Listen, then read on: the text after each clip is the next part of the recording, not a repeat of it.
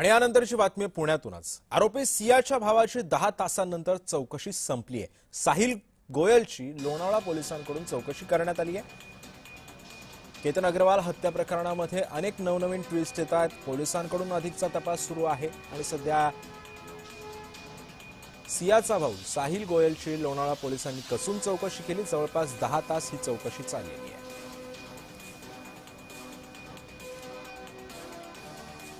दरम्यान केतनच्या गुन्ह्यामध्ये अनेकांचा सहभाग होता। अग्रवाल कुटुंबाच्या आरोपाने प्रकरणाला आता नवं वळण मिळालंय।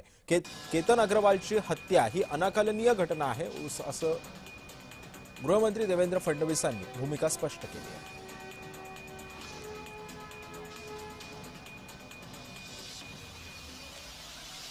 सर मला वाटतं याच्यात अजून काही लोक इन्व्हॉल्ड असतील प्लॅनिंग मध्ये यामध्ये या संदर्भात काही माहिती असू शकते असं वाटतं का तुम्हाला? मे बी असू शकेल सर, का की त्या भावाच्या खूप जवळ होती ते, तिला माहिती असायला पाहिजे असं मला वाटतं। म्हणजे या प्रियसी संदर्भात त्याला माहिती होती, म्हणजे चेतन संदर्भात? हो, तो त्याचा मित्र होता ना, चेतन आणि साहिल। शियाचा भाऊ साहिल आणि चेतन हा मित्र होते। मित्र म्हणजे या गोष्टीची कल्पना, अफेअर बद्दलची कल्पना होती त्यांना? असायला पाहिजे 100%। अतिशय धक्कादायक अशा प्रकारची घटना आहे, अनाकलनीय अशा प्रकारची घटना आहे। खरं म्हणजे कुठेतरी समाज म्हणून आपल्याला विचार करण्याची आवश्यकता आहे की शिकल्या सवरलेल्या चांगल्या घरच्या मुला मुलींमध्ये अशा प्रकारची दुर्बुद्धी आणि अशा प्रकारची सूडबुद्धी ही नेमकी का तयार होते, याच्या पाठीमागची कारणं काय आहेत? मला असं वाटतं की याला केवळ गुन्हेगारीचा अँगल नाही तर एक सामाजिक अँगल देखील आपल्याला त्याच्यामध्ये बघावा लागेल।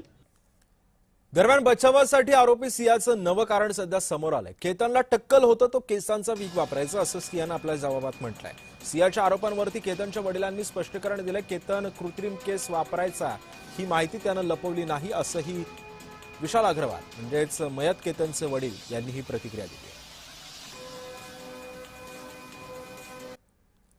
एक वीकचा पॅच होता, पण हे लग्न ठरवायच्या अगोदरच त्याला सांगितलेलं होतं।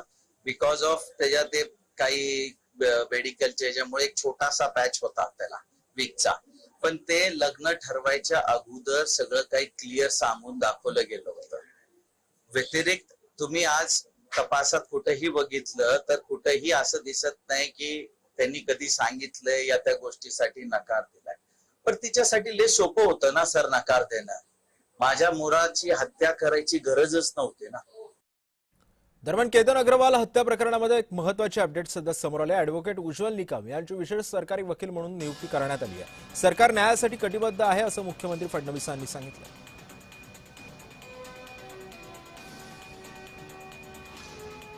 ये तो बहुत बड़ी रिस्पॉन्सिबिलिटी है, क्योंकि आज तक तो मैंने बड़े महाराष्ट्र में कई ऐसे मामले चलाए और चलाता हूं, लेकिन ऐसे कुछ मामले रहते हैं कि जिसमें लोगों का विश्वास और प्यार मैं प्राप्त कर सका हूं। और मुख्यमंत्री जी ने हमेशा हमें ये कहा है कि हमें लगन से काम करना होगा। महाराष्ट्र में कानून बरकरार रहना चाहिए, और यही भावना से मैंने मुख्यमंत्री जी को कहा कि हाँ, मैं जरूर संभालूंगा ये काम।